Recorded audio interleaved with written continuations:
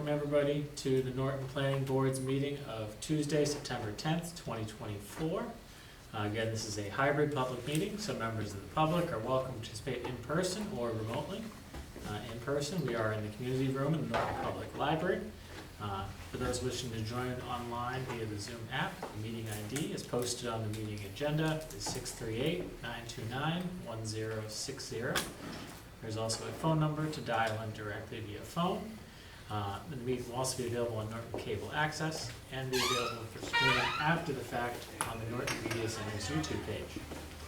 For future sessions, please feel free to email questions for the board ahead of the meeting to Brian Carmichael, town staff, so they can be shared with the members and read into the record if you are unable to attend. So, with that out of the way, I'll call the rest of the meeting to order. Welcome, everybody. We'll get started in terms of our regular agenda here. In terms of planning board business and policies, Paul, didn't mean to put you on the spot here. I'm not sure if you want to just give an update in terms of the team move into the new town hall and timing, et cetera. Well, the timing of these moves are always great, but as of today, town hall is shut down for about 2 weeks.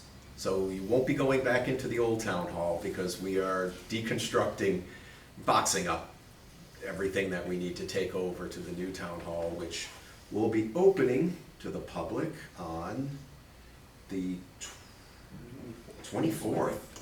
The same date as our next meeting. Same date. So unfortunately, because things were still up in the air and we had to post for a project that's come in, we won't be there in 2 weeks, but we will start scheduling meetings in the new town hall. And again, when you get a chance to go in, I will say that the big meeting room is a beautiful space. It's a little better than the one we had over at town hall, but Just a little? just a little.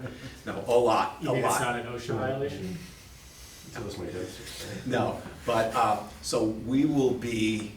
I'm going to apologize in advance because we're going to be largely away from our computers. I mean, we're responsible for our phones and computers, but we will be getting our things boxed up, but we're also helping other departments box up. So some departments have some more needs. So Brian and I were helping today, and we'll continue to do that. But we're in good shape. We've boxed what we need to at this point. We're waiting for some big boxes to haul the giant plans that you've reviewed all those years. But you know, just email me or call me, and I might be a little slower than usual, but we'll get there. On the flip side of that, what do you need from us? Is there any help needed? No, Moving but thank you. anything? Brian and I have been working on. We started prepping last week and started getting the files ready, and so we hit the ground running when the boxes were delivered today. So we're in good shape. Okay, so nothing. Just don't go looking for them at town hall because you can't get it. Yeah, That's pretty much. No, I won't. we do not want people in there because boxes and things are flowing, and we just don't want to run the risk of someone getting injured. Yeah, makes sense. Okay, thank you. Under bills and warrants, I will send around two bills that we have here, both for WB Mason, for envelopes and 2 stamp pads for a grand total of $104.55. If anybody would like to take a look at that, there are multiple copies of each because that's the rules. How many stamp pads? 2. Oh, those must be nice too. Okay. Hopefully. We also had a number of minutes to I've seen approve they're nice. based on what Brian had sent out. So I'll start with just continuing and making sure from an overall standpoint, we had 7 sets of minutes to approve. Does everybody feel they had time to review them, that they reviewed them to the degree that they felt was necessary? Yes. Yes. Just kind of making eye contact down the row. Does that make sense? So I will start with the oldest set of minutes first. Those are minutes from March the 14th of 2023. Any comments, questions, edits, or look for a motion to approve? Motion to approve? Second. Okay, we have a motion and a second. Any further discussion? My brain froze there for a second. Okay, I'll go through the roll here as we do have one member attending remotely. Eric, I'll start with you. Yes. Yes. Okay, Steve? Yes. Laura? Yes. Alan? Yes. Jim?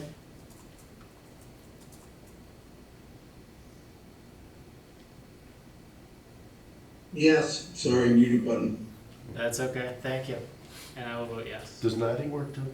No, we want to have an audible yes Okay. on the record for the minutes. Okay, next in the line is April the 11th of the same year. Motion to approve. Second? Okay, thank you Rob and Steve for the motion and the second respectively. Is there any further discussion? Hearing none, we'll go through it again. Eric? Yes. Yes. Steve? Yes. Laura? Yes. Alan? Yes. Jim? Yes. And I will vote yes. April the 25th. Same questions. Motion to approve? Second. Thank you, Steve and Rob, respectively, for the motion and second. What's the move for meeting? Any future discussion? Further discussion, not future discussion. Present discussion. Okay. Eric? Yes. Yes. Steve? Laura? Yes. Alan? Yes. Jim? Yes. And I will vote yes. Next is May the 9th. Motion to approve. Seconded? Okay, we have a motion to approve and a second. Is there any further discussion based on the minutes of May the 9th? Okay. Eric? Yes. Yes. Yes. Laura? Yes. Alan? Yes. Jim? Yes. And I will vote yes. 3 more to go. Next is the Motion minutes to approve. of, let's back off a little bit. Next is the minutes of May the 23rd, 2023. Any further questions, comments, edits, etc.? Motion to approve? Second. Okay, thank you, Steve and Rob. Any further discussion? Okay. Eric? Yes. Rob? Yes. Steve? Yes. Laura? Yes. Alan? Yes. Jim? Yes. And I will vote yes. Motion to approve. Next up is the minutes for June the 6th, 2023. Any further discussion? Motion to approve? Seconded. Okay, I hear a motion and a second, Steve and Rob. Any further discussion? Hearing none. Eric? Yes. Yes. Rob, yes. Steve? Yes. Laura? Yes. Alan? Yes. Jim? Yes. And I will vote yes. Last one is June the 20th. Motion to approve? Seconded. Okay, we have a motion to approve and a second for the motion minutes of June the 20th. Is there any further discussion? Okay. Eric? Yes. Yes. Rob is a yes. Steve? Yes. Laura? Yes. Alan? Yes. Jim? Yes. And I will vote yes. So the minutes are approved. Thank you very much. Most of all, thank you, Brian, for continuing to work through those. Okay. Moving into the public hearing section of our agenda, just an update from the site plan review SPR-6 and special permit SP-10 for 0 Hill Street. This is a continuation from our last meeting on August the 20th. Paul, today you received word that the applicant is seeking a continuance to our next meeting on the 24th? Yes. Is that correct? Yes. Okay. And did they provide any specific background, or just they wanted to? The primary reason is they're conducting this week the traffic study that we discussed 2 weeks ago. So school has started, so they should be ready to go, I think, in 2 weeks. Okay, Plus, they're still working with conservation and their peer reviewer as well. okay. So any further questions, clarifications behind the applicant's request to continue to our next session? Motion to continue? Second. Okay, we have a motion and a second from Steve and Rob respectively. Any further discussion? September 24th. Yes, 2 weeks. Okay. Hearing no further discussion, I'll go through everybody for a roll. Eric? Yes. Yes. Rob? Yes. Steve? Yes. Laura? Yes. Alan? Yes. Jim? Yes. And I will vote yes. Okay. Next up is a request for a modified special permit, which is MSP-3 for 242 Mansfield Avenue. The owner is Joyra LLC. The applicant here, they're seeking to add an hour to the operating hours of a marijuana retail facility. And Is this Kana? It is. Yeah, okay. And I don't see Andre here. I did let him, when I'm on my game, I reach out to the applicants to send them the agenda, remind them they can come here, click here to go on Zoom. But, so as Tim just mentioned, this is a straightforward request. They're asking to amend the special permit, which limits their hours of operation at 10 p.m. right now. They'd like to go to 11 o'clock. Get the people coming out of the concert too? Well, that and I had asked them about it, and he said it's broader as That well. question doesn't need to be. Motion Yeah, to but- approve? Yeah, second. Hold on. That's time for it. Yeah, so he has been in front of the select board. He's notified the Cannabis Control Commission, but they did say before they would provide final approval, we would need to amend the special It was permit. a press special permit they do, Yeah, yeah.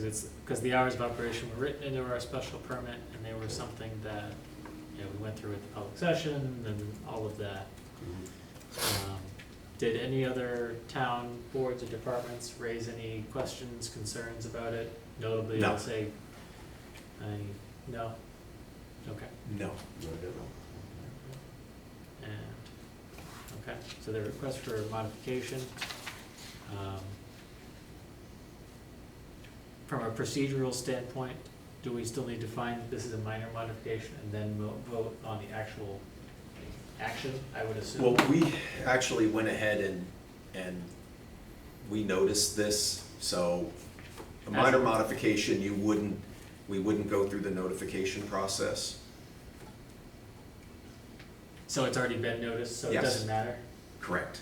Okay, But I wish I'd asked myself that question, but I think anything with marijuana, I don't know if anything falls under minor with that, but we just went ahead and noticed it. okay. So it has been noticed, so we don't necessarily need to find that it is a minor or major modification at all. Okay. Correct. Is this So, motion still good, or? the motion is still good, Okay. but Public just, hearing, we have to hear from the public. Yeah. yeah, the motion's still there. It's, just on hold for further discussion. Okay. So, Oh, no, that's Um, understood. any other members have any questions, comments, concerns about the request? Just in that area, is it what, be them open, Cumberland Farms, and is McDonald's open? McDonald's is 24 hours, Is it? at least the drive-through So is just put 24 those three hours. things open in that area. Xfinity has to end by 11, correct? Oh, So even most concert goers, if they were going for last call, aren't gonna make, Last call there. yeah. Yeah. My only concern would be, people looking to loiter in that parking lot, but most of them aren't gonna make it, so. And I'm pretty sure they're good about, on concert nights, making sure people don't stick around. They probably have to, there's probably people loitering all those lots. Contact the town. Yeah, and part of the permit process that we went through is that they would coordinate with the police department as it regards to events and things like that, because their proximity to that venue clearly has some crossover, Mhm. so. Any further discussion from members of the board? Okay, and I'll see if anybody who's joined us virtually in the Zoom meeting or is here in person would like to ask the board any questions or make any comments. See somebody coming up to the podium here. Good evening, Roger Marsan, 62 Power Street. I would just encourage the board to vote in favor of extending the hours. CANA has been a great partner with the town as far as helping out with a lot of local volunteer organizations. They have given thousands of dollars back to the community into the Veterans Council, into the Cupboard of Kindness, and have been nothing but straightforward and upfront with everything that they've been doing there. They're a very professional operation. I don't think this would be an issue at all. Thank you, Mr. Marcy. I would concur with everything you said there. Okay. So, not hearing any further discussion or requests for public comment, I'll come back to the motion on the floor. The motion on the floor was to approve, correct? Correct. And did we have a second? I think we have to close the public hearing. Yeah. Yes. And which one was that?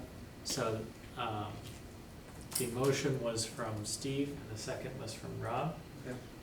But thank you, Alan. We would need to close the public hearing first. Motion to close the public hearing. Seconded. Okay. So thank you, Eric, for the motion and Laura for the second to close the public hearing. Is there any further discussion? Hearing none. Eric, I'll go to you. Yes. Rob? Yes. Steve? Yes. Laura? Yes. Alan? Yes. Jim? Yes. And I will vote yes. So with the public hearing now closed, we can act on the previous motion and second to approve the modification to the special permit. Is there any further discussion on that motion? Okay, and we'll go through the roll one more time. Eric? Yes. Rob? Yes. Steve? Yes. Laura? Yes. Alan? Yes. Jim? Yes. And I will vote yes. So we can move forward with that. Will that be a formal decision that we need to issue on this? Yes, Okay, I'll have it by Thursday for you. I'll let you know. okay. Yeah, I don't anticipate there'll be a whole lot of wording to pick through here. And I trust that we can, Does the town hall move impact If we that need- at all, or are you good? you may need to coordinate with Laura at some point for signing. Okay. I'm sure you two can figure that out, but you're Yeah. both brick people. so You're meeting in a parking lot. Yeah, that's what That's fine. some other people have been doing. Yeah. Okay. So, next on our agenda is a continuation of a discussion that we had at our last session, which was for the request for a surety for 0 Crane Street. Paul, I think you forwarded some additional information from the applicant for costing, and you had adjusted the surety amount. Did you want us to give a summary of that? Sure, and Lee Castanetti with Long Built Homes is here as well. So just pursuant to the comments that you made at your last meeting, Lee worked with Mercury Heavy Equipment to do a projection of the cost of stabilizing one lot, because what Lee had written in his response and what he had stated to us before was they sell a lot, then they will do the earth removal activities at that time. So if they don't sell it, they're not going to do the earth removal activity. So Mercury Heavy Equipment then went ahead and looked at the largest lot, which I believe was Lot B, and determined what that cost for stabilizing is. And you can, let me share that so it's on the public here.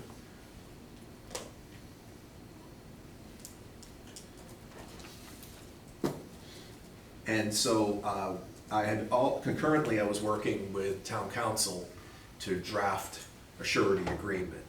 And that's Dave Daneski, who's worked with us in the past from KP Law. And so he's drafted the language, but was understanding that additional information was coming, so I just simply revised the dollar amount in the surety agreement to match this. So here is the proposal. So the idea being that a situation where a site would need to be stabilized would only happen as the lot was being cleared or set up. And if that's only gonna happen one at a time, this is the maximum that would be needed to stabilize a site at any one time. Correct. Okay.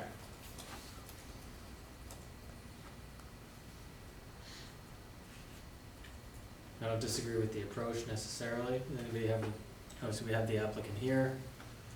Having the costing is good. This makes perfect sense to me. I'm just gonna ask, because I did also, when I was reviewing docs here, there was in there a letter from August 7th, saying the surety should be set at 25,000, 5,000 per lot, but this seems like a different. Yes, That this, was So per disregard lot. this? That was per lot as well. So Yeah. this number is only for one lot. Oh, okay. This is based on the largest of the three? Correct? Four. Four, sorry.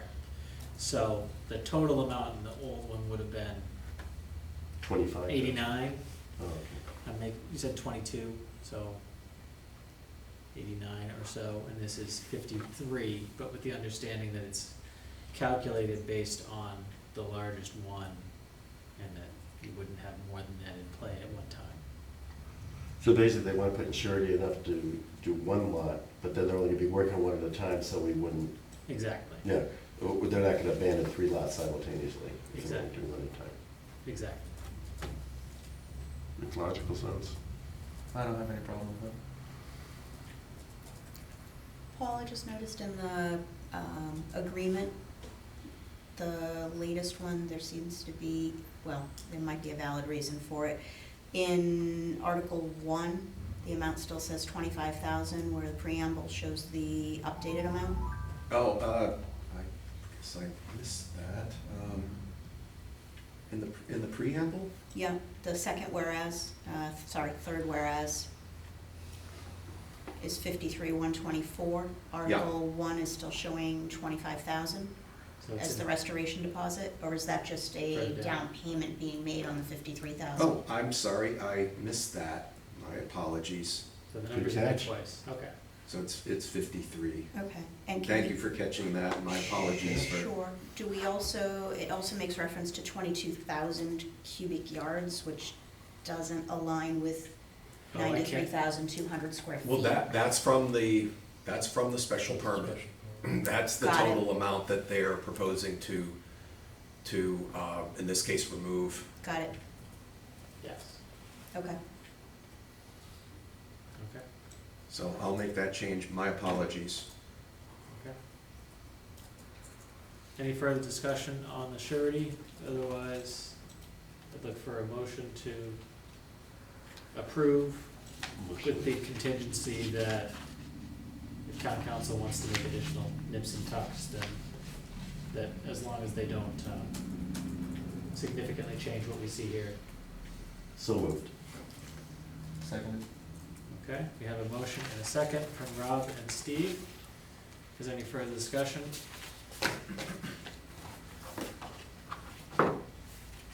Okay. Eric, I'll start with you again. Yes. Rob, Yes. Steve, Yes. Laura, Yes, Alan, Yes. Jim? Yes. Okay, and I will vote yes. So we can move forward with that. Yes. Can I just make one comment now that you voted on it? I just want to let you all know the work Lee has done, working with, he's done 2, I would say, public services on this project. After you approved well, you actually, a couple years ago, you approved the A&R for this, but then the special permit for the earth removal, we actually had an abutter who contacted us and realized her septic tank was on his property. But Lee is working with that person and is redrawing the property lines around so that her septic system can remain. So they give her the land, it says on Yep. there? And also, the highway department is looking to realign Pine Street on the Lot A portion, because there's concerns about safety there, and Lee has agreed to work with us on that as well. It sounds like if there's an additional A and R needed, that he's qualified for the fee waiver in some way, shape, or form. Okay? I don't know. I don't make those But that'll decisions, be- but my voice. Is this But I- related to the driveway coming out there, where if you're a car coming out there, you're going through a whole bunch of swoops and things? and- Yeah, and Highway's been concerned about that, and so our highway superintendent had reached out to Lee, and Yeah. so Lee was kind enough to work with us. I have to agree with that, I kind of looked at it and went, yeah. I don't make those decisions, but I can say Yeah. things, so. Okay, Tim, before we move to the next one, can I have the button? yes. Take a short recess if anybody needs it. And then while Paul gets ready for our discussion about the upcoming town meeting warrant for the Great Woods Overlay District. Thank you. Thank you, sir. We'll be back with that A&R plan too, shortly. I figured. Thanks. Yeah. Thought that's what I intended, but. Just double check.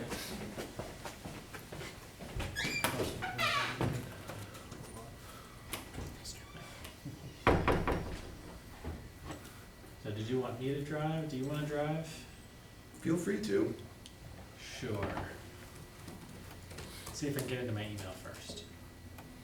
And Yes. if you'd like, I can Ah, share screen on the presentation, if you want. No, Okay. I'm gonna drive, I'll drive the whole way. Okay. Oh, this is just that's just the language, never mind, that's the wrong email.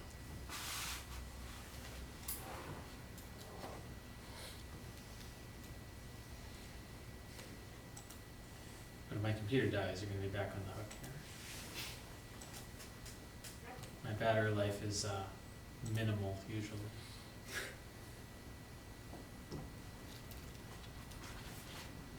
I've got the presentation up, so.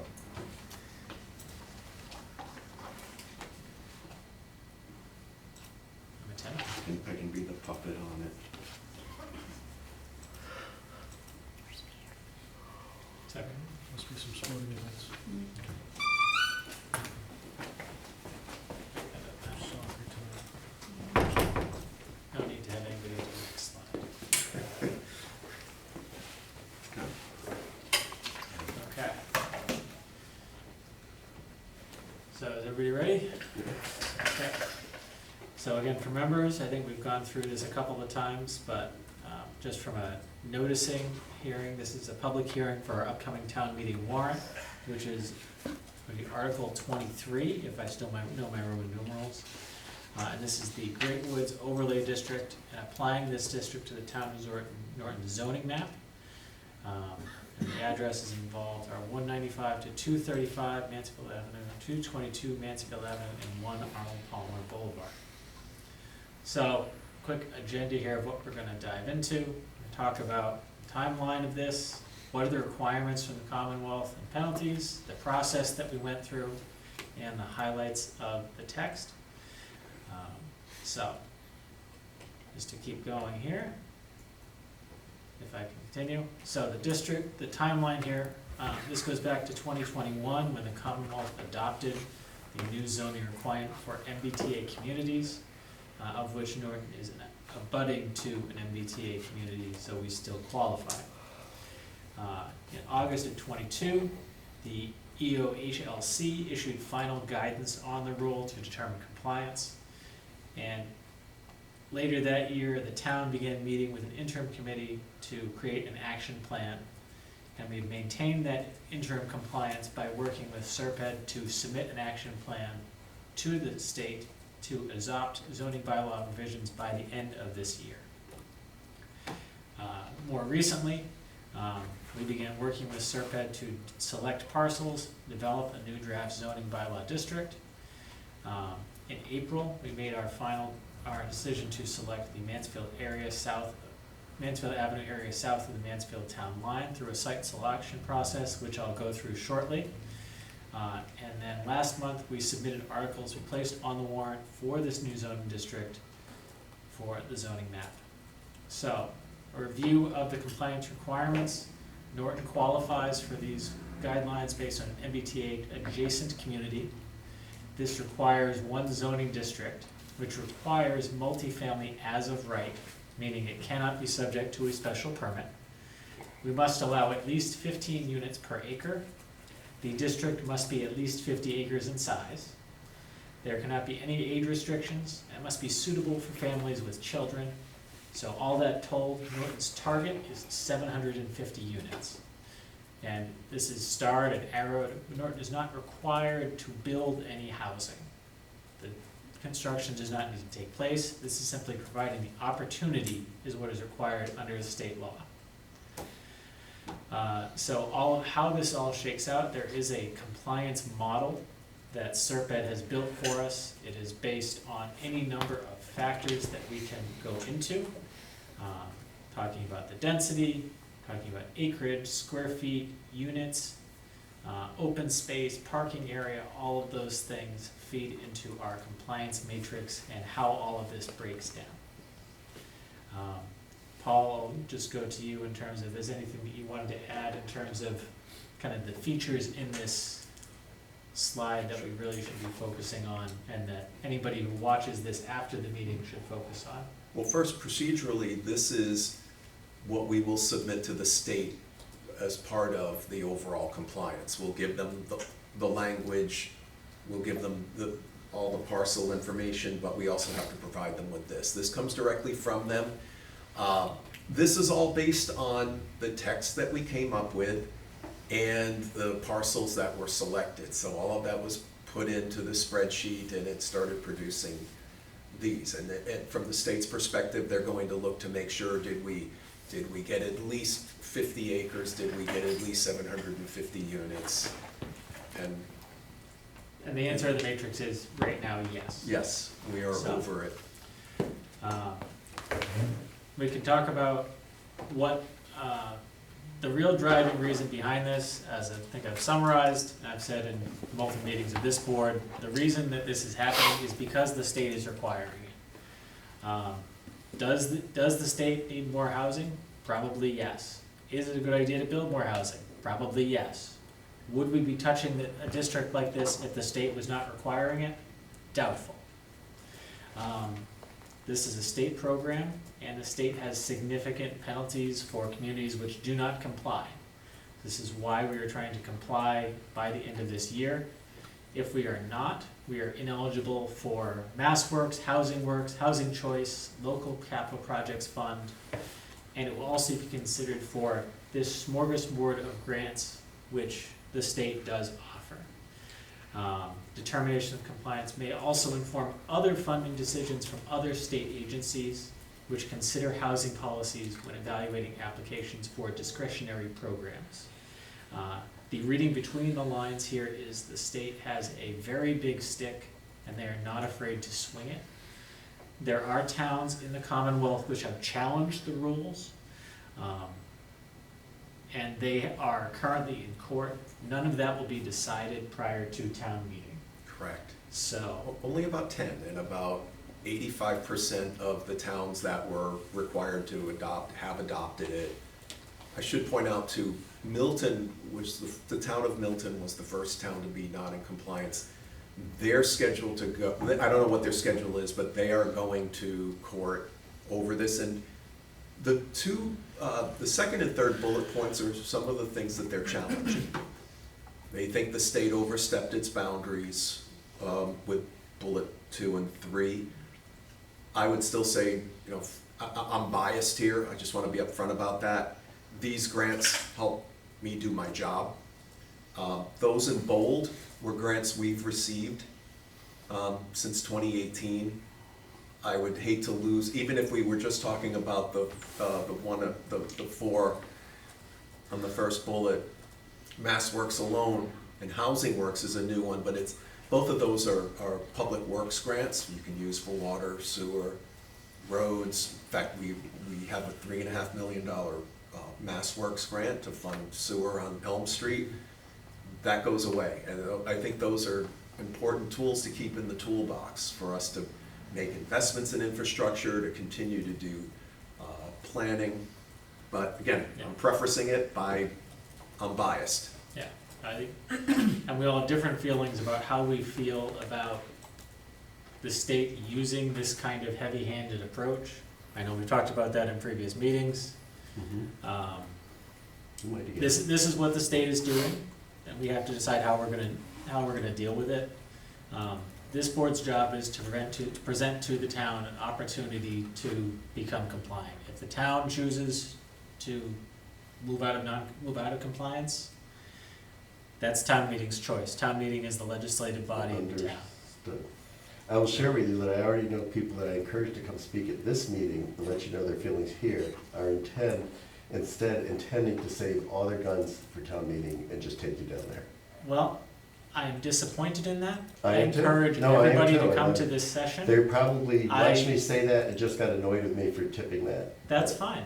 But I have no I'm problem hearing with that. people raising discussions at town meeting. I do have problems with people failing to discuss things with the town boards when they could, when if they have a legitimate, right, question, edit that they would like to see, that they would present that to the board prior to town meeting. I do Town meeting's too. enough of a roadshow as it is. I do too. So- Those folks are aware of my feelings on that. That's okay, yeah. Okay, and they're probably not happy that I mentioned it to you right now, but No. I'm just letting you know that's what's coming. Yeah, I am not surprised, and that's I'm fine. not overly involved in it because of what my feelings were that I was like, no, I don't think that's how you should do it. Well, But, you know, I don't get to decide for people. I just get something put in my ear and I say, I don't think that's a good idea, and it stops there. we will see how town meeting goes in a month or so. Mhm. And I'll say, just from a timeline perspective, we do still have, this does not need to necessarily be final until after our next session. So, But like I said, I don't even know what these guns are, you know, but yes. because I didn't So, want to go that far into such a conversation. That's okay. If I could just provide a little bit of color with regards to Milton. Mhm. Milton's primary complaint with the state was the way that the town was designated. They are fully prepared to comply with the zoning bylaw. Their issue was that they were determined to be a rapid transit community. And they were determined that because they have a single trolley that can handle 37 passengers. And because of that, the state deemed them rapid transit, which they felt was not fair. And I think they have a good case there. All they are seeking is to be redesignated by the state to the step below rapid transit, which still requires them to produce a considerable amount of housing, in which they have basically said we're willing to comply. So I think that's, other than these towns that are just rejecting it outright because I don't like it and I don't want it in my backyard, you know, Milton is actually making a decent case to the state. Yeah, but in any case, we're not Feels like a expecting that any of these, negotiation, we're yeah. not expecting any of the court issues to be resolved prior to when we want the town to act on this. So we understand that there is legal things in process. My view is, our job is to present to town meeting an opportunity for us to stay in compliance. So, Okay, and so this does cost the people of Norton money in the end, because this will load up our services, it will not produce the tax revenue to pay for what it. I think, let's save that discussion for, No, we can save that for, no, we can I save get, that for the, no, hold please on, let I do me, get to no. say that. Let's hold, let's go through the rest of the You just, presentation here. I get to say that, I am allowed to say that. You were allowed to say whatever you'd like. I'm Thank please you. asking for me to go continue with the presentation, that's all. So, for everybody who has not participated in our recent sessions, we did go through a significant site selection process with Serpent. So, the guidelines from the state is that we should consider how much of a district is sensitive land, on which permitting or other things could make it challenging to actually construct housing, and we should encourage the development of projects that are compatible with existing surrounding uses and minimize impacts to sensitive land. Even though that's bad for us. So, this is a summary of some of the pieces that we looked at when we went through the site selection process, and I'll show you some details on this on the successive slides.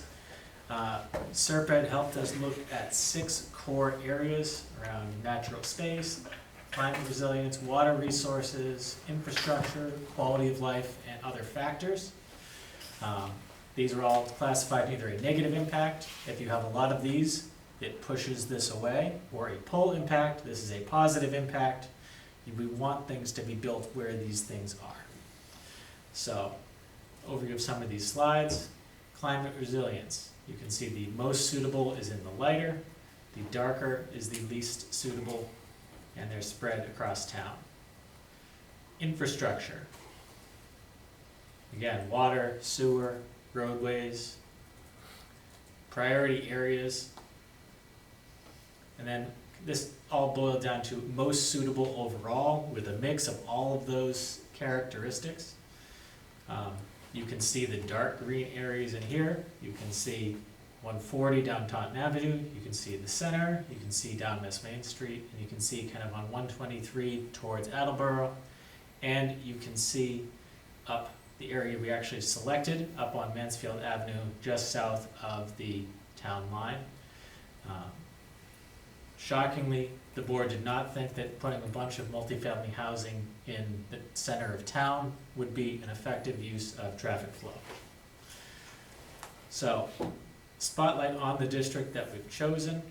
The biggest piece here is a couple of parcels of land that are currently owned by I believe it's PGA Cherries, the ownership entity, but it's Yes. tied to the TPC golf course, as well as New England Ice Cream, and some multifamily properties on the other side of Mansfield Avenue down to the new 40B project next to the shopping center and the McDonald's. And I apologize, that didn't show up on here, but it's one parcel south of what's highlighted on the bottom. Right, the 301 is included as well. So, But it's in all the noticing. so this is the selected area. We felt that it was appropriate given its location, given it all of the other factors that we looked at, and the fact that it's near a lot of other residential uses already. So, some of the highlights of the bylaw text and the changes. So the overlay district is placed on top of the base zoning, which in this case is commercial in most of the in some of the parcels, allowing residential area, which is currently not allowed. It allows multifamily by site plan review. Again, the guideline from the state is that it cannot allow multifamily contingent on a special permit. Again, the purpose is to encourage smaller housing typologies and build a range of market rate housing to meet the demands of young families, senior population, first-time buyers or first-time renters. Provide more affordable income restricted housing, encourage compact mixed-use development at key locations, and of course meet the requirements of the statute. So how an overlay district works. Paul, thank you for this visual. Again, this overlay district is a planning tool that adds a special zoning layer on top of the existing district. This can have different or additional standards than the underlying one. A property owner can opt to build under the base zoning or the overlay zoning. And again, going back to the crux of the guidelines, somebody could look at this parcel and build commercial under the existing zoning. This is just an overlay on top of it. And some of the highlights of what we put forward here in terms of the actual bylaw text. It meets the minimum requirements of the state statute, obviously. The goal is to promote affordable housing and, if possible, top of the shop housing. The affordable housing is a specific note because Norton is currently above the threshold of 10%, correct, from the state, where if we remain above the state threshold of 10% affordable units, that means we are not necessarily subject to some of the same rules around 40B projects coming into town. So whenever we put in housing, we need to make sure that we're continuing to build up the affordable stock so that our ratio doesn't slip below it again. There, again, the standard is a maximum of 3 stories, but there are bonuses allowed if affordable housing targets or top-of-the-shop development is provided. In general, it seeks to encourage smaller, multifamily housing types via relatively small lot size requirements and frontage requirements. And it also seeks to protect adjacent residential uses with a large vegetated buffer requirement going outside of the district. So, in terms of next steps, again, we have a community, we are engaging this evening. We have an additional hearing potentially at our next session.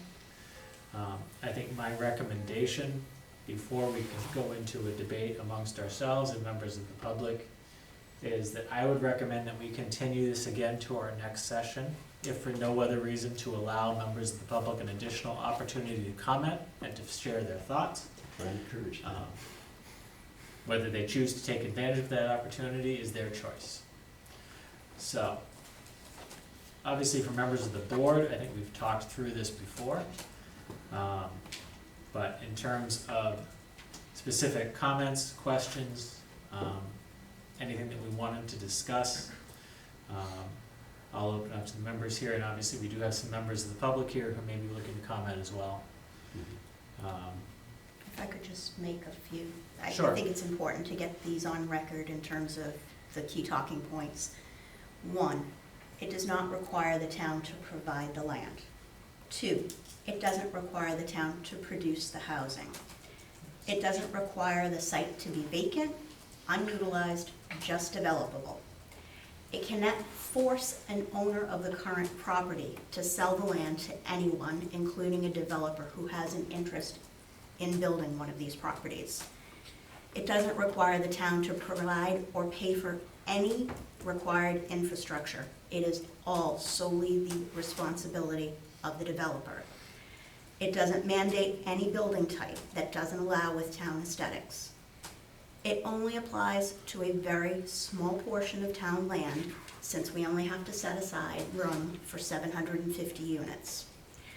It will not be developed all at once, if at all.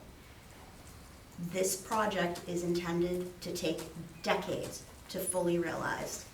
The state has estimated that 200,000 new housing units are needed, and this law is likely to only produce less than 10% of them in the next 5 to 10 years. This is a very long-range project. Just because it is designated doesn't mean it will ever be developed. Thank you, Laura. Thank you. But it does now clear the way for all of those things. You said it's not guaranteed they'll happen, but the way is now cleared for them all to happen. That is the Correct. requirement Just wanna make sure of we the do zoning understand. bylaw, yes. Compliance That's the point, requires yeah. that, yes. Yes. And I have one other question on the slide you had before. If we go backwards to the, I stopped sharing, but, And I forgot mine's, which slide are you thinking about? the one that it said at the top meets the minimum requirements. And we don't even have to go to the slide if you remember exactly the one I'm Yeah. talking about. Meets the minimum requirements. Okay, so it meets the minimum requirements. Does it exceed them? And by how much? It does exceed them. By how much? It exceeds, I would say, from a number of units perspective, it probably exceeds them by 2x. The challenge is that we have one very large parcel, which Mhm. is currently not divided. So I think when you start to do the math on it, it breaks out in kind of an interesting way. But we're not But meeting the that's- requirements. We're meeting We are- twice the requirements. We have wiggle room if there are, if we, Way above it. if we have wiggle room, if the decision of the board and people who speak at this session is, have feelings that they would like to see Mhm. enacted in this rule. The challenge is that it is not, that the compliance matrix is a spreadsheet with 27 different contingent fields. Could I ask So- a question to that? Sure. What is the possibility of removing or adding a parcel at this point? That's, I mean, we could, He says he has an answer Yes. down here. He's You quoting cannot it. add, Yeah. but you can take back. You If we can remove that large parcel, we would be under requirement, correct? Correct. Oh, so, That is So, the reason. is there a way we can make this for 750 and not be giving them twice what they asked for? That doesn't sound like we're just being held up, that sounds like we're rushing to be. No, I mean, the idea is that we design this, there are other requirements, and if you can pull up the. But we can't say that they're putting a gun to our head with all these mandates if we're doing twice what they asked. We are diving in willingly. The challenge If we is, take out the TPC parcel, we are not in compliance. so, if you can pull up Can- just the, can I yeah, that just one slide, more thing pull up to that it? slide. This also, that compliance model is making estimates, but until you get, when you see projects come here, they have to have wetland surveys. This is, I would say, is closer, the compliance model is closer to worst-case scenario than reality. Every site has constraints on it, and that TPC site has wetlands on it. I don't know exactly how the compliance model calculated it, but for permitting purposes, you have to go out and have a wetland survey done. Yeah. And it's typically the wetland survey is greater than the estimate. Yeah. So, I'm not saying it's gonna Geomax isn't shrink this really down to nothing, Yeah. but it's probably unlikely that you'd ever see the number of units that's in this model could even be built. But If 2X every- isn't just padding for contingency or anything, that's double. If you wanna just pull up Sorry. that slide, Paul. This one? Okay. Yeah, that one. Yeah. So, the core guidelines are, we have to allow at least 50 acres. Mhm. It has to allow at least 15 units per acre. Mhm. With all of that, the goal was not to find the quickest way that we could get to 750 and stop. The goal was to design regulations around this bylaw which encouraged the type of multifamily building that we thought would be a good fit for the town. The numbers shook out where they shook out in the end based on large parcels, small parcels, acreage, all of that stuff. If, I would say that if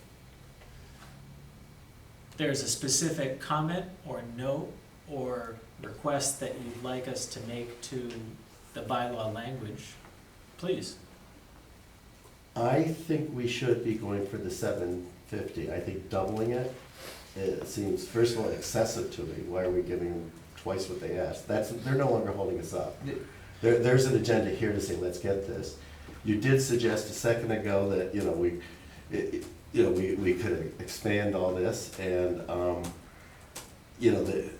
like it's a good thing. I'm gonna remind you, this is a bad thing for Norton. We wanna do as little as possible. I think it's clear I wanna avoid it if we actually could, but if we are gonna be forced to, and I have been kind of backing Paul's plan because if forced to, it's actually not a bad plan. Is that we should just go to the minimum. I mean, a guy holds you up, a guy comes up to you street, puts a gun on you and says, give me your wallet. You don't wanna give me your wallet, because that's bad for you, but he's gonna make you do it. But then you don't go, oh, well, you know what, pal, here's my watch too, and all that. If we're being held up, we should not be giving away twice what they asked. Disagree with your characterization of this. I don't. And I find it, I'm gonna tell the public, that's what you're getting now. you are welcome to say whatever you would like. I am. I would have, all of this material and all of the bylaw language, again, I will say, if you have this has been the product of collaboration with Serped, collaboration with members of this board for weeks, and I would look to hear a specific comment or constructive criticism as to the specific language that we put forward. That we are doubling it, we should stop at 750. And how Your would you, speech. and what would be your suggestion to adjust that? If we have to adjust our lots, we go back and look at that, but that, my Do opinion, you have a that's- specific thing that you would like Oh, to so if I adjust? can't solve it here at the table now? I'm sorry, I didn't You- realize that you haven't reviewed the language in the last No, month I and a have half. reviewed the language, but I don't have suggested, I'm pushing back on the Okay, matter itself. Now, you wonder why people don't wanna come in here and talk to you about it, and listen to how I'm getting this right now. But if you want to, no, You're outta let me hand. finish. This is No, getting, no, it's I getting too won't- rough, no, it's too I'll- much. I'm gonna stop. So Rob, please, Mhm. finish your, I commit that I will not talk over until you say you're done. Okay, I cannot sit here right now and say, okay, we would rearrange the plan exactly this way to come to a number of 750. I do not have that prepared with me, but I am still putting forth that I think we should revamp this and find a way to make it, fine, you'll have a minimum, you're gonna threaten us, here's your minimum. If we have to do it at all, that's what we should be doing. We should not be going, hey, we'll give you twice what you asked for.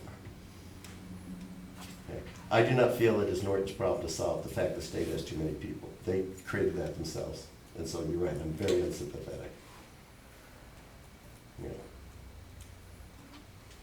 And now, yeah, I will stop. Okay. I appreciate that you were. Tim, can I address this, please? Jim, please, yes. So, just in looking at this, when you say you want to make it less and just meet the minimum, you're looking at a district that's highly unlikely that it's going to be developed. And two, you're already overlaying some of the same property with the rental properties that are already there. The impact towards the town, and this is just my opinion, is very, very minimal. And for us to start like this Chicken Little, the sky is falling, and start these scare tactics is not productive for this board, nor will it be productive for town meeting. This is in the best interest of us meeting the qualifications which the state has mandated that we do. And we're not putting any burden on the town, again, in my opinion, on where we've overlaid this. We sat in on these meetings, we found that the area that would be least impacted, and have all come up with this, been all along, to try to switch and fake this now and not have numbers on how you would come with a problem, all you're doing is creating more of a problem and having no answers for that said problem that you're creating. In that speech you just said, sorry, were you done? Yes, I'm done. Okay. That speech you just said, we were trying to meet the minimum, and yet I'm complaining about us doubling it. And so I'm saying we should go back and, if this is what they asked for, put together a plan to give them what they asked for, not give them twice what they asked for. I think that's a reasonable thing to say, and I don't think that's Chicken Little, sir, either. So I can disagree with your characterizations just as well. I'm done. Okay. So I think I've gotten my, I'm waiting to see if he has a rebuttal I've to gotten my that. head back here a little bit. And I'm just going to say, from looking at this, the driving characteristics are the parcels that we're doing this on, one of them being very large, so it's gotta be in there. The other most of the other ones are already developed, and they're already multifamily uses. So it is primarily the TPC properties that we're talking about here, which are generally, they're large parcels which have nothing on them. And they're probably some of the last parcels of that size that Norton has that could be developed, other than maybe the one by Let's give them a lot with the fence company, and then they can fight that out. maybe, I was gonna say, other than maybe the one that we rezoned potentially for life science by 495 across from Leonard Street. There's not a whole lot left to develop. From a tax revenue perspective, dense development generates the most taxes. The Grove is probably the area of town that generates the most property taxes in town. And the most burden on services. That can be debated. And if you look at some of the other areas, like, I think, Paul, you had mentioned at one point to me offhand that Sweet Stuff Bakery pays more per square foot in taxes than Horizon Beverage. Per acre. Per acre. Per acre. Compact development is fiscally positive for a town.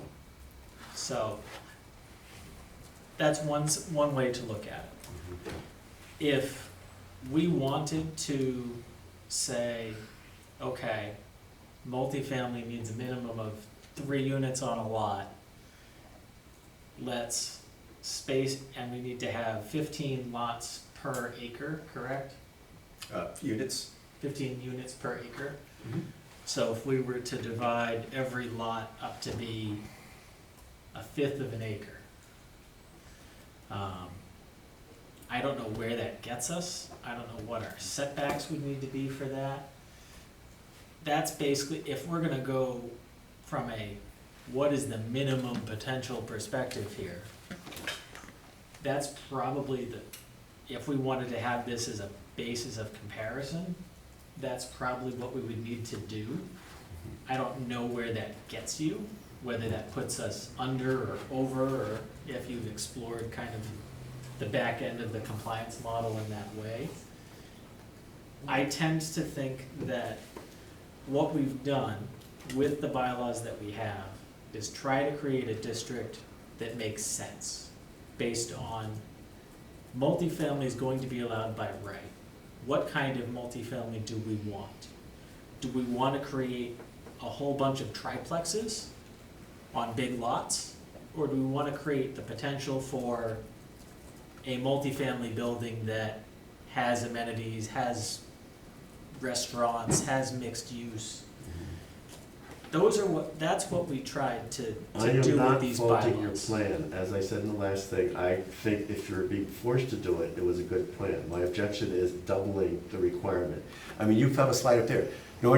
No, you had it a minute ago, where you actually say, meets minimum requirements. Oh, come on, It you're does. doubling them. It should say doubles minimum requirements. Yeah. I So mean, right that's off a the little more bat- truth than Right off the bat, advertising. this has the 40B on 140 in it. Mhm. That's not gonna be redeveloped, No, but that's included. There's several properties that are not gonna be It's not going to redeveloped. be. no, but Exactly. that. That's neither all does- factored into the map. That's neither does the point. Well, I understand well, Rob's let me just give a perspective. perspective. Problem is, I've many times heard that's not gonna be developed, and then it gets developed. So I'm those looking- words kind of bounce off me a little now. It's It's a brand new It's building. a brand new building, Yeah, I two know, brand new buildings. But I've heard it under incredible circumstances before. No, I don't, I'm not objecting to, Sure. If it burns Rob, down. your viewpoint is, I don't like this, I want this as minimal as possible. Correct. I don't care how feasible it is, I wanna meet the letter of the law and no more. From I that think it could be perspective. made feasible. I've been listening to a lot of arguments about that, and if you want them to come in here prepared and present, and, you know, try and get that to happen. But you may just hear they want to just go give it to the people in Norton and say, here's what they're doing to you. Well, who's Would gonna like to present try and that head to that them? off. Well, No, that's that's- for you to that's- know, no. but I'm trying, in a way, to head that off a little bit here, Tim. No, I don't I- think it was I the right, understand. good way to I- operate. The As much as I idea, object to this, I don't think fighting it that way is appropriate either. no, I think that, thank you for your comments, I think that the idea that the number that we ended up with for what the district will potentially allow is significantly bigger than the target we were given by the state is not something that I hadn't thought about before. It's something that I have looked at and thought about and go, yeah, I could expect to see this discussion at town meeting. Did I handle it well 20 minutes ago with you? Probably not, and I apologize for that. This is not about personalities, this is about a No. belief. No, but It how is I- different from how everybody else I- in this room, I get that, but I am sticking with No, it. but how I portrayed it and how I discussed it with you was probably. It bounced off, Was don't probably worry out of about line, it. so I will, That's not what I'm hearing.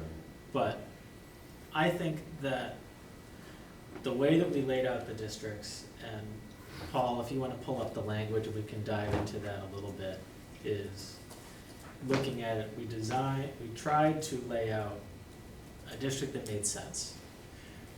I don't think that at any point during the process, we looked and said, that's too many potential units. Because we had picked a spot that had good infrastructure. If people, from a traffic impact, I think most of the time people are continuing to work, they're gonna turn left out of the property, get on 495 and be gone. Mhm. And it would generate tax revenue and all of those things. Would it include town services? Yes, so would any Yep. development. Would, yeah, there's So- a net loss on that. So why don't we, unless anybody has any objections, I got one more thing, Sure. just to continue on that. I think we should have an answer for that, though, in town meeting. no, I think we need a definitive answer, no matter what we end up presenting in the end, of what's the number that this would allow according to their model, as close as we can You should. estimate. If you're looking at the big lot, though, I mean, there's wetlands crossings, there's, like you said, it's gonna be very hard to know actual numbers of what you could actually get. We're never gonna get there, but we should probably have an idea of what it is. Yes, you should. We just I don't know want to you- flounder on that Let me question. give you guys No. one statement. I know you're not appreciating me right now, however, I'm giving you a preview of what's out there, kind of waiting to jump you at a. We don't care about what's waiting, we're trying to talk right now. Stop Okay. dropping the this and that on us, it's not The becoming. threats aren't helpful. It's not Oh, I don't helpful. care It's what's not a becoming, threat, Alex, no. stop I that. Go understand. on with your point. Excuse me? Go on with your point. Now you're just being an asshole. No, I said go on with your No, point. guys, So, come on. Go on with your Guys, I point. find your decorum in these Hold on. meetings disgusting. hold on. I'll Let's- second that. no, Okay. No, You no, thought it's disgusting every day since you got up in the morning. no. This is So, what I'm let's- talking about. No. You let's- can't keep your mouth shut. No, we're gonna not have this, guys. So let's. hold So I on. said go on with your point. No. Can you do that, or Rob? you want to pursue this? Rob, It's his choice. I'm trying to move on here. Okay. Go on Okay. with your point. So, let's dive into the bylaw language itself. We've talked about how, the process, we talked about what areas of town we looked at, why we looked at them, why we chose this site, and we talked about how this lines up with the model. So here's what we're actually defining. So the purpose, we know the purpose, skip that.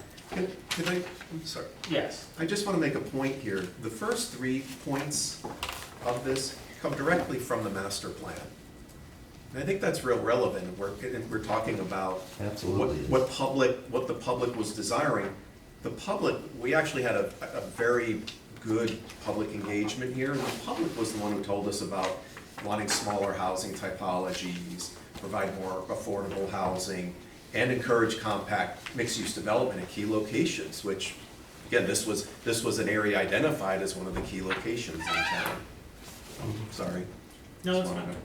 So, and I think we can generally skip definitions unless, Paul, you think there's one that we really need to kind of focus on here, but I don't think we do. So, going into there, permitted uses. So again, this is just for the overlay district. We're not touching the underlying zoning. If somebody wants to build what's allowed by the base zoning, go right ahead. So duplexes, multifamily developments, top of the shop, and mixed use. So those are all things that we included in permitted uses. And then if we just keep going, we laid out specific uses and where they could be allowed on which floor of the property. And because top of the shop was something that we looked at, we did have some discussions about what belongs on what floors, what doesn't belong on what floors, etc. I don't think we need to go into this in line by line, but we're including in general things that we feel are appropriate to go with residential uses. So you see maker spaces, or exercise studios, or retail shops, or restaurants, or something like that.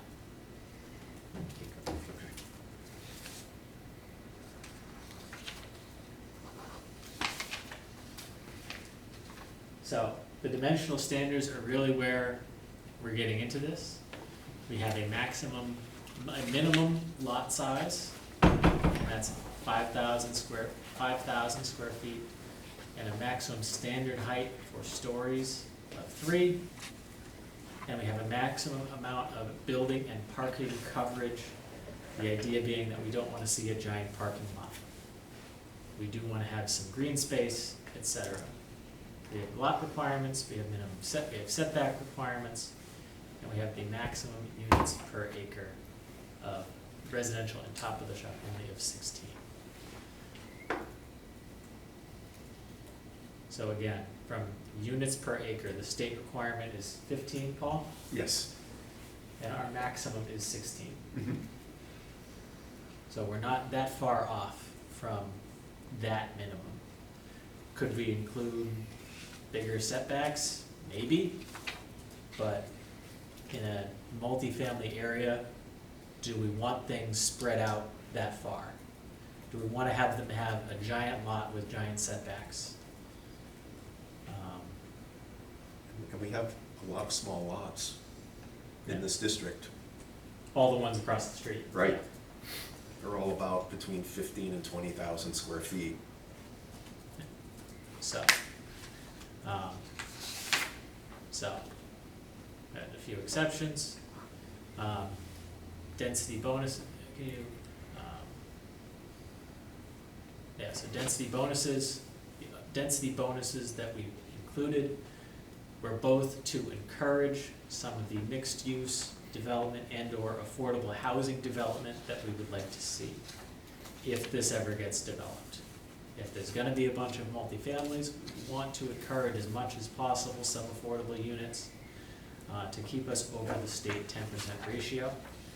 So if they make more than 20% of the units in the property as deed restricted affordable, they can add an additional floor. By 20%, that again puts more, if we're looking at the 10% as a scale, as a ratio, they've got to balance it out more if they want the bonus. And again, for top of the shop, same thing, if they're gonna put 65% of a floor towards retail to encourage a pizza place, a neighborhood convenience store, a laundromat, something, they can add an additional floor as well. So they can get one, they can get both, they can get none. Under no circumstances can they go higher than 5.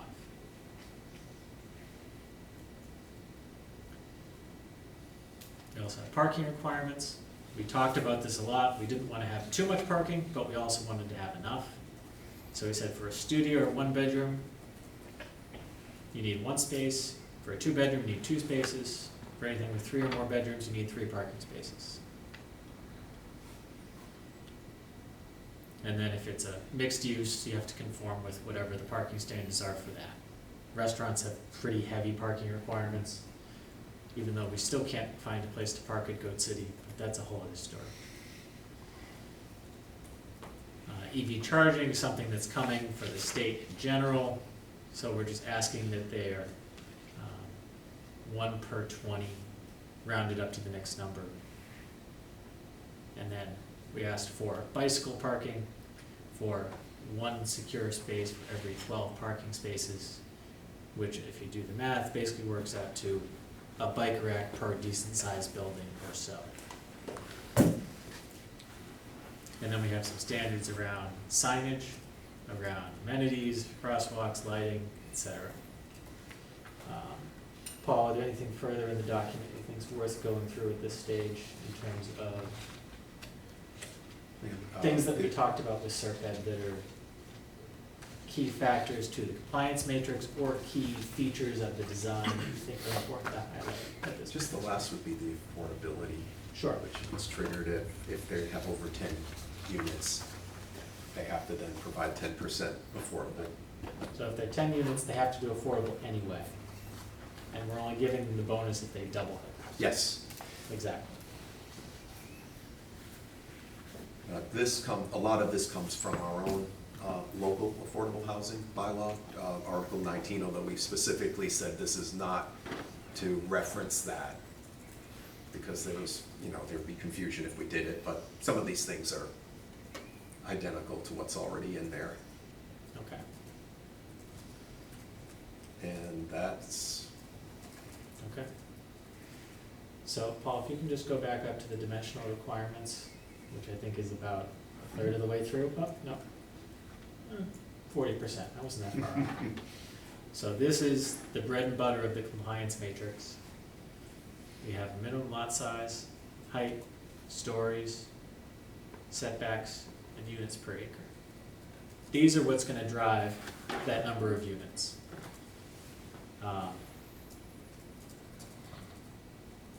Again, we're setting a maximum units per acre for residential on top of the shop only,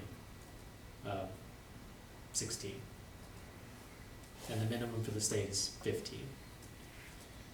If we want to put this as 15, I assume we're still going to be significantly over the state minimum, but we can't go any lower because of the statute. So if we'd like to make that change, happy to see if there's appetite to do that, and we can take a vote on it. If there's anything else in here that people feel is a lever to pull, in one way or another that they would like to see. For the members of the board, I think now is a good opportunity, and then I'll go to members of the public and see if anybody else wants to comment. I don't want to stir the pot. No, one thing I noticed Speak your mind. during the modeling, I guess, of it, it's 16 units per acre. When you divide that down, it's 27,000, 2,700 and some odd number per unit, square feet. Right. It kind of makes it skew away from our 5,000 square foot, because a 2 unit is just over 5,000 square feet, a 4 unit is just over 10,000 square feet. And to match that model, like to get it in the 5,000 would be 18 units per acre as the maximum. But that does skew the potential And we units. bring it even more units. Right, and that's hence the stir the pot thing. No, that's fine. But to agree with the idea of Rob's point of we are going over what is required, but it's not the town's ability to split that large parcel in half. If we could choose to do that, then we might do that, and it would drastically reduce the number. But we didn't continue going because there's housing there, there's the mobile home park, and we were trying to avoid placing this district over that. So we just chose the one very available primary development spot. But Paul, maybe just something to, I don't know if this is something, I assume this is something Serpent could do.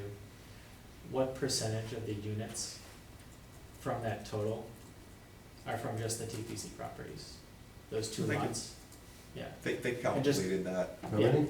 and that'll tell us, this is the number. This is why this parcel alone is this, because of the statute and the dimensional standards that the state set out. How many That's, did you say? I didn't hear you. he said they had done it, he didn't say the Oh, number. They will. Oh, okay, I thought it was a number, sorry. Yeah, and individually on those two lots, just to break it down. What other, No, the two TPC lots. we took Not one as, out. not as a set. We took one out. Oh, we took it out, okay. Yeah, we just have the one, Separate. big one to the north of Okay, Palmer. sorry, yes. So that one lot Does is that probably Take into account 11,000 of the, wetlands? 1,100 of the 17, Hope if it not does. higher. Yeah, I mean, that lot itself is, might qualify. I mean, it's Yeah, that big. yeah. So, Do you know if the modeling takes into account the 100-foot wetland buffer? I think it's the I development. don't, but I'll check. Because that's a big space we would have I some think say in. I think it did, but Yeah. yeah, let's definitely check. yeah. Paul, the So- modeling is on uplands, correct, only? When they Well, determine, they it's not um, just the gross area of the space, it's the right, they would upland have been area? factoring wetlands and other environmental Okay. features, but I think it might, if it helps, it can get Serpent to explain that modeling more. I think it did, I just wanted to confirm. But the idea is that we picked a big parcel. So, to the overarching point of why are we having so many, that's the driving reason. Right. So, did I articulate that well? No. So, yeah. Any additional comments from members of the board at this stage? Otherwise, I'll go to members of the public here. Okay. I'll turn around in person, and if anybody's joining the Zoom meeting who would like to comment, I ask you to please use the reactions function in your Zoom meeting and raise your virtual hand. We will see you pop to the top of the queue there, and I will call on you to give your thoughts. So I'll turn around and see if anybody would like to, please. Yeah.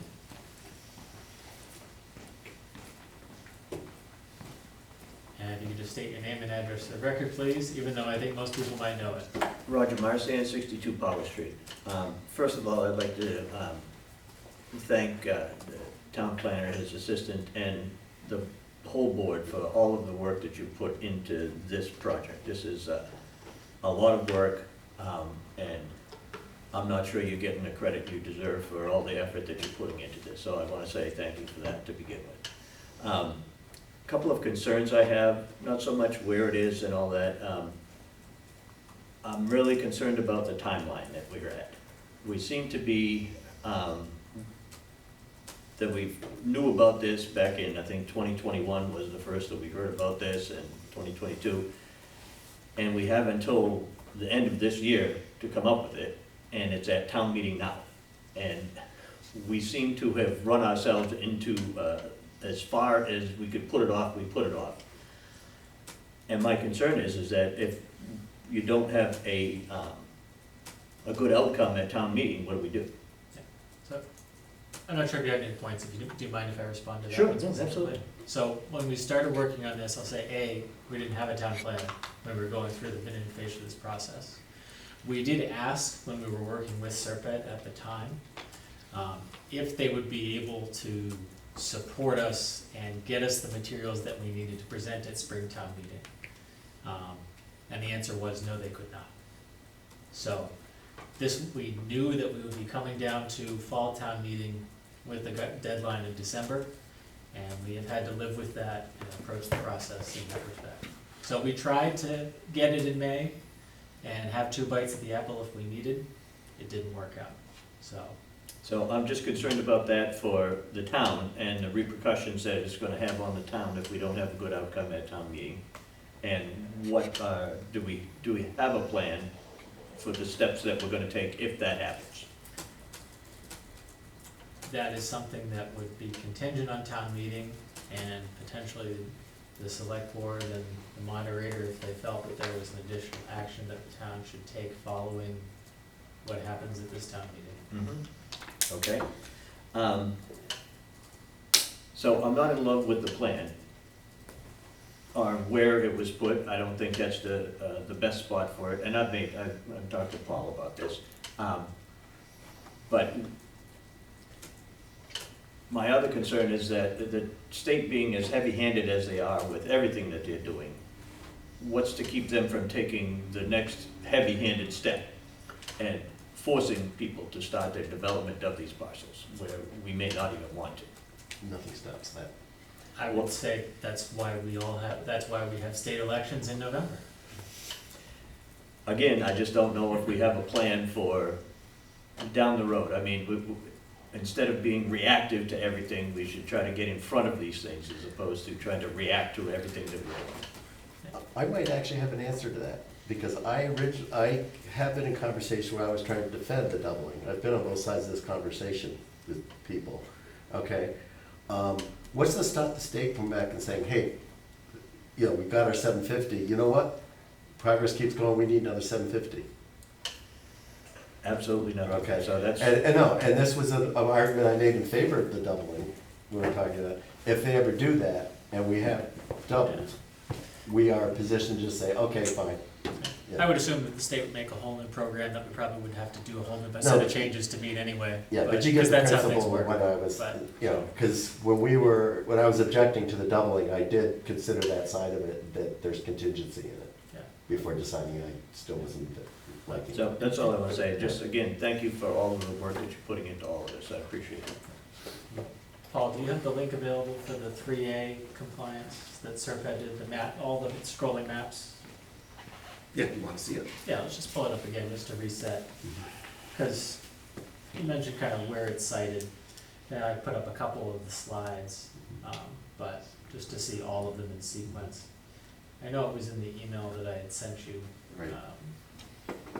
as we were reviewing the PowerPoint. Yeah, that one. I think it's like the 5th Yep. tab, was the site selection the suitability analysis, there we go. And let's- I know you're sharing, you're trying to click and then share, yeah. Right. It's, Didn't. it didn't like either of them. Yeah.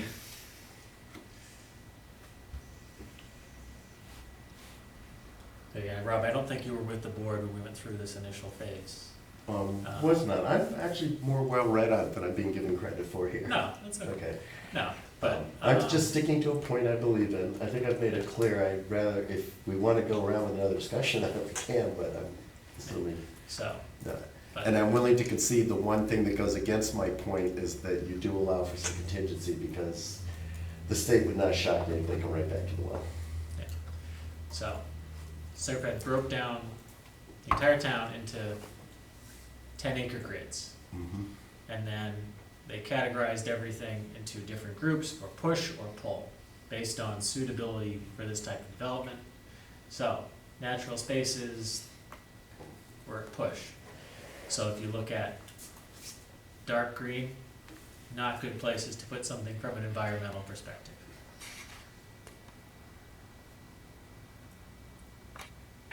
Climate resilience, again, looking at wetlands, flood zones. The area we selected is in that light green, so it's kind of in the middle.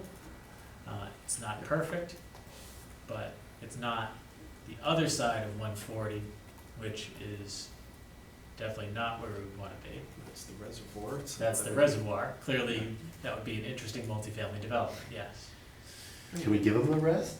No, it's not land. Water resources, again, we don't want to put heavy development on an aquifer wherever we can avoid it. So as you can see, the area we've selected doesn't appear on this at all. So this is one of the areas that it was fell into the most suitable. Infrastructure, this one had the most, I think, mixed bag of items here. So you can see there's a lot of infrastructure up on 140 and in the center of town, and then south on 495. Yeah. There is not a lot of infrastructure toward Rehoboth. Not shocking anybody there. One thing, if I can, just with, this is important, because again, the area where it's selected is one of the few areas, very few areas where we have sewer, and that's the big driver of development. I know people can look at the village center and say, well, we have sewer there. The challenge of that will be, if you recall, Village Center Core, when we approved that, that was to specifically try to get top of the shop housing, and we prohibited just residential, because the goal was to try to get in that limited area more residential to create more of a center, more of a village center. So this would, if we placed the overlay district here, we'd basically be contradicting what we just did. And I think if we propose putting a bunch of multifamily properties in the intersection of 123 and 140, I think we would have torches and pitchforks at our doors. Again, quality of life, transit options, open spaces, libraries, community health centers. This one did cluster more around 123. The area we selected gets kind of the light shading. It's not the best in some of these areas, but it is, again, right on 140. So it has access to all of those things in a relatively straightforward way. And if they can take a left out of the site, they can be at the Mansfield T station in 10 minutes, if they can find a parking spot. And then priority areas, again, pull and push factors here in terms of priority development areas, priority protection areas, so we want things to go, or places we want people to stay away from. And again, you'll see south end of 495, where we cited it, and then 140, 123.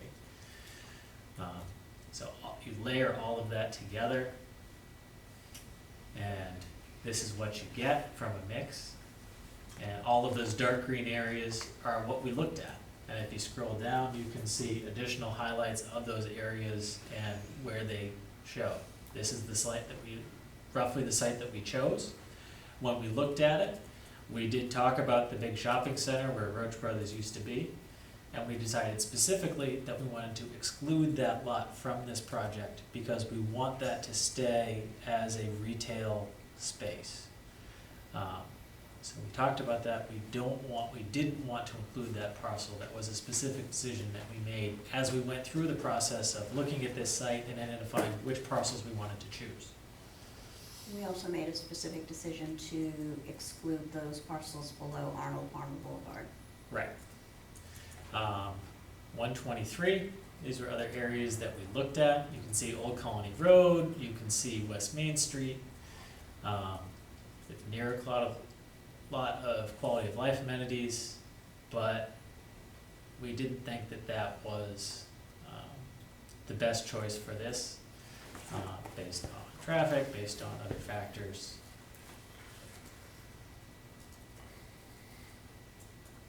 And then Norton Center, clearly everybody knows what Norton Center is like. Does it make sense in theory to put multifamily development toward the center of town? Yes. Did we think it was the right decision to carve off a minimum of 50 acres, correct? In this area for multifamily development? No. So we chose not to do that. And that's how we ended up with the site that we have now. I think that's the last one, correct? So that's how we ended up selecting the site that we have now. So. Any additional comments, questions from members of the public, either in person or remote? Sir?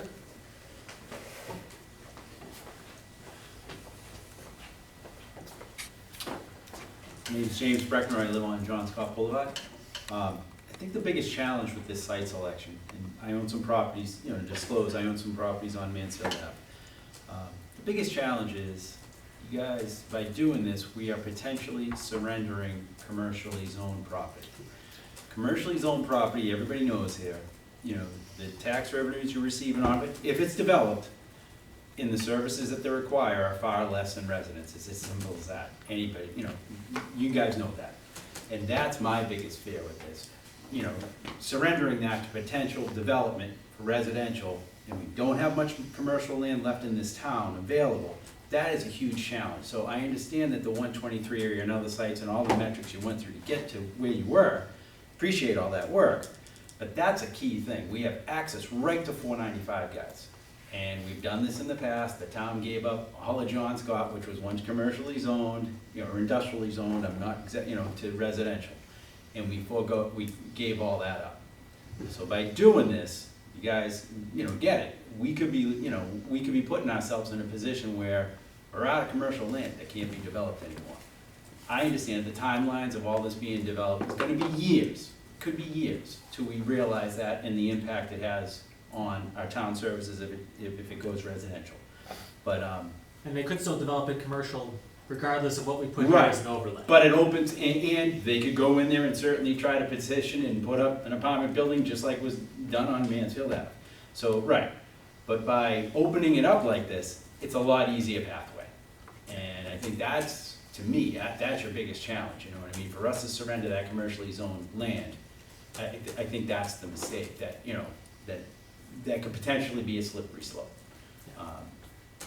Other than that, you guys gotta find a way to get along and talk nicely amongst each other. It's kinda, Most of our meetings are a little bit more cordial. yeah, so. I mean, Sometimes everybody has. you can all be friends, we can all be friends and work this out, you know what I mean? So, for the good of the public, guys, keep Yeah. it together. No, I hear you. Thank you. Okay. Any other public comments? Mr. Mayor, I see you in the meeting, but you may be on mute if you're looking to speak.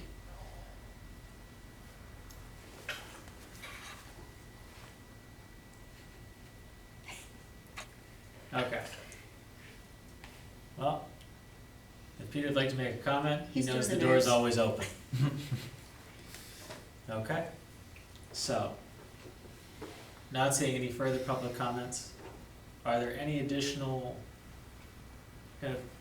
we've asked for a little bit of homework on just breaking down the number of units by parcel and how much that big parcel is playing into that overall number factor.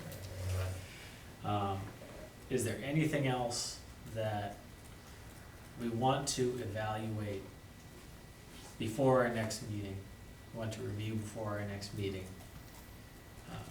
So that on the 24th, we move forward and, in theory, put forward the final language for the town meeting warrant.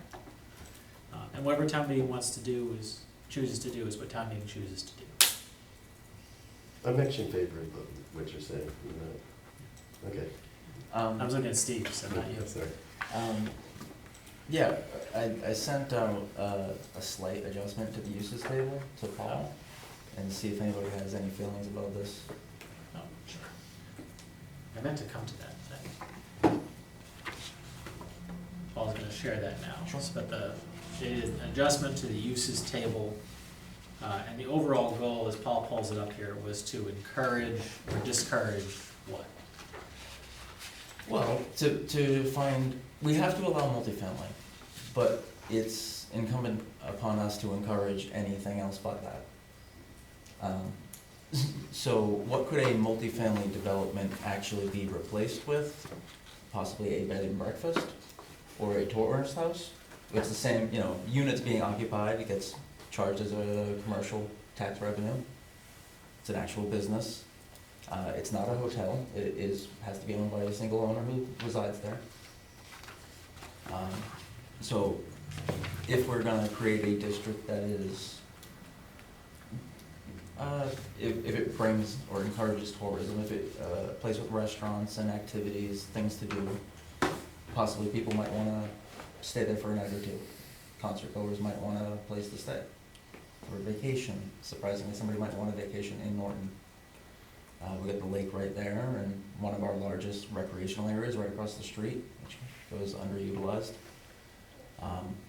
And one of the other uses I added there was recreational camp for children, which sounds very outdoorsy, but it doesn't have to be. It could also just be an athletic program or a music program.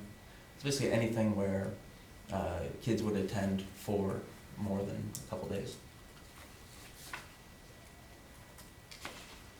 Okay. So the idea being, what would fit next to a multifamily use, since multifamily is allowed by right? Yeah, what would fit with multifamilies and be family friendly?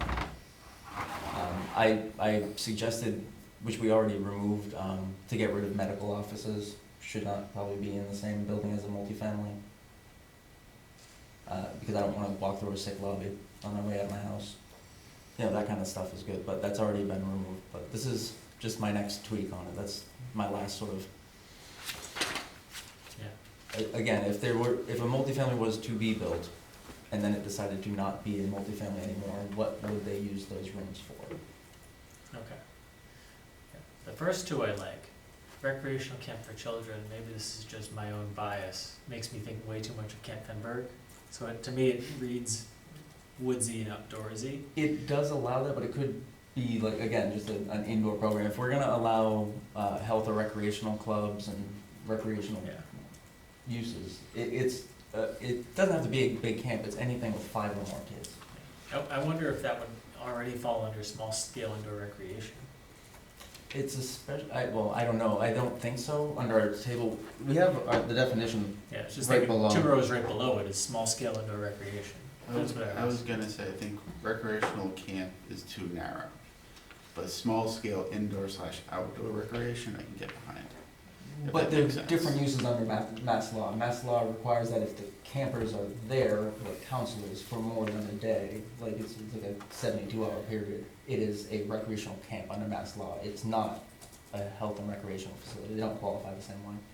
So, Same with small scale recreation. They don't necessarily have the license to be a camp. so you're thinking about the addition of uses specifically under that Mass definition? Yeah, Do you have objection to including the reference in the use table? I don't have any objection to that. But small scale recreation is establishment that provides amusement, entertainment, or physical fitness that occurs indoors for a fee or admission charge. May require membership or cater to walk-in customers. May also include food and beverage. May include but not limited to arcades, art and dance studios, bowling alleys, drama. So all of those facilities you're talking about, that would be like a recreational. It's just they can run a kids program. Otherwise, they're not allowed to. With run counselors. Yeah, a counselor kids program. Okay. Chair, if you'd like, I have a definition of small scale indoor. Yeah, I think he just walked through. Sorry. Yeah, All he the just- definitions. He's got it up too. Okay, sorry, I But I was looking think for. what he was looking to add in the use table was the camp, and that was per a specific state law definition. Yeah. So the idea, the delineation is it's a camp with counselors and this number of hours in a 72-hour period that triggers you're a camp now, basically. It doesn't have to be an overnight program. It could be an overnight program, but it's essentially just a multiple day, more than 5 kids counselor program. Okay. And you put it in there, okay. It could even be TPC themselves that run a kids program. kids' golf clinic. Yeah. They need to get, I guess there could be a walking path or something, yeah. I assume that would probably be on their own property if they did one, if they don't already. There's but, sidewalks yeah, there. Yeah. No, I think they'd just do a cut through the wood. Yeah. Okay, so. Objections to any comments, suggestions, amendments to the three use additions that Steve's proposing here?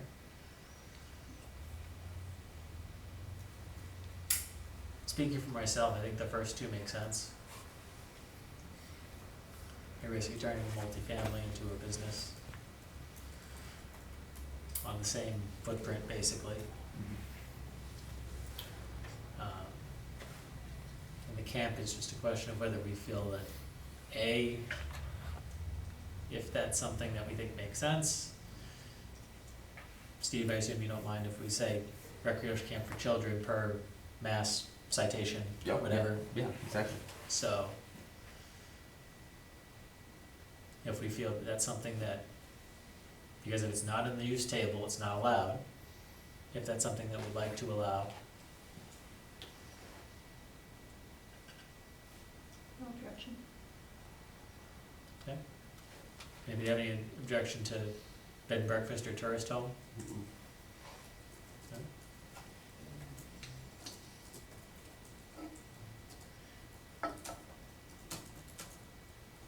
And do you have had you sent Paul the reference to the state? I can guideline? send it. Okay, yeah, just to cite it, so if somebody goes, why is there what's a recreational camp for children? Sure. And it references that, oh, it's a definition in the state, okay. Okay, so no objections to adding those three.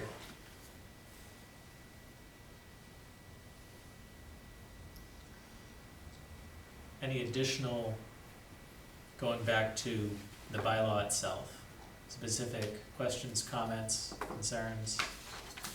I have one more, it's slightly below. Sorry. I already mentioned before the 18 compared to 16 units, so we can skip that one, but that's sort of the math on it. But the exceptions for the occupied roof decks, Right. the 15-foot setback, is that kind of excessive? It makes a 30-foot radius around that spot. If it's a small building, it probably doesn't have the space for a 30-foot radius and a roof deck. Is this a buffer for, if there's people on the roof, like they have a fence, they don't want to go over the fence, they want to back X distance from the edge? Is that what the purpose of the setback? Right, but 15 feet from the edge is on if it's a 5,000 square foot lot. Okay. And I do see what you're saying, they're giving up 30%, I'm just like, since it's a safety measure, can we do that, or is it there? So, because it is a safety thing, if we say, oh no, we're not gonna make it that tight, can that get us in trouble later? I need to check and see if this is actually a building code issue, because if it is, we might not even need it. Okay. I do agree with this point, that 15 feet takes away a lot of rooftop, I have to agree with that. I just, because it's a safety measure, I would Yeah, double check that. it was something that was brought up by Serpent, I believe, in the discussions that we had. I mean, if it does have to be something, whatever the law is, then that's fine. But if we have the ability to either remove it or reduce that, I mean, all safety measures should be taken anyways upon, the building Yeah. inspector's request. But- He and I are saying the same thing, really. Yeah, okay. I think it's excessive too, but if there's a law governing it, then excessive we go. Yeah. So why don't we just flag this one for revisit in 2 weeks? Cool. And if we have clarification on what the requirement is, and I know we had a specific discussion about this with Serped, and the reasoning behind it is escaping me at this moment in time. So just to confirm the reasoning behind it. Okay. Otherwise, I'm really happy. Thank you, everybody. Okay. So, additional comments, questions, or concerns beyond what we've already raised regarding the language that we're gonna put forward here?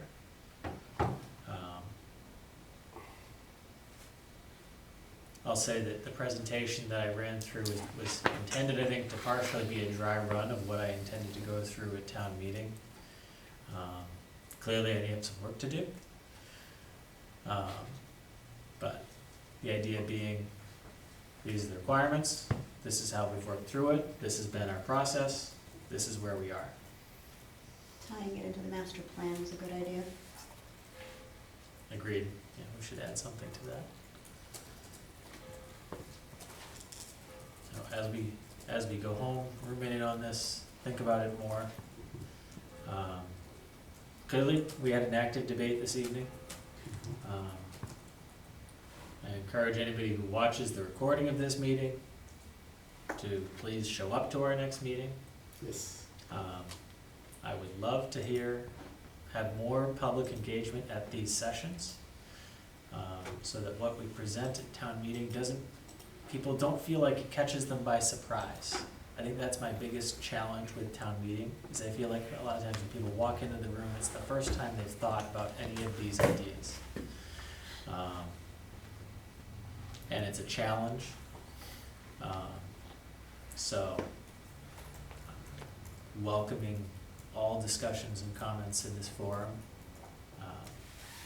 I'll take responsibility for losing my cool earlier. Try not to do it again. We still love you, Tim, and Thank you, Peter. And we did see your comment in the chat, but Steve is already looking to add a tourist home into the language.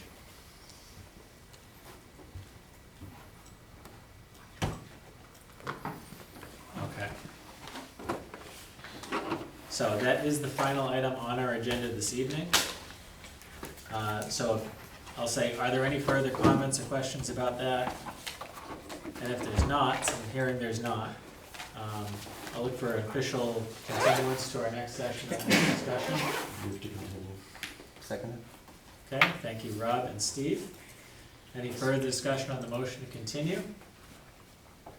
Okay, hearing none. Eric? Yes. Rob? Yes. Steve? Yes. Laura? Yes. Alan? Yes. Jim? Yes. And I will vote yes. So that item is continued to our next session.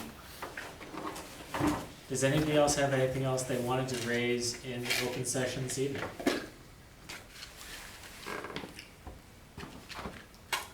Motion to adjourn. Second. We have a motion to adjourn from Eric and a second from Steve. Any further discussion? Hearing none. Eric? Yes. Rob? Yes. Yes. Steve? Laura? Yes. Alan? Yes. Jim? Yes. And I will vote yes. We are adjourned. Thank you very much, everybody. hey, everyone, have a good night, everyone. Night, Peter. Thank Paul, Lauren, the gang.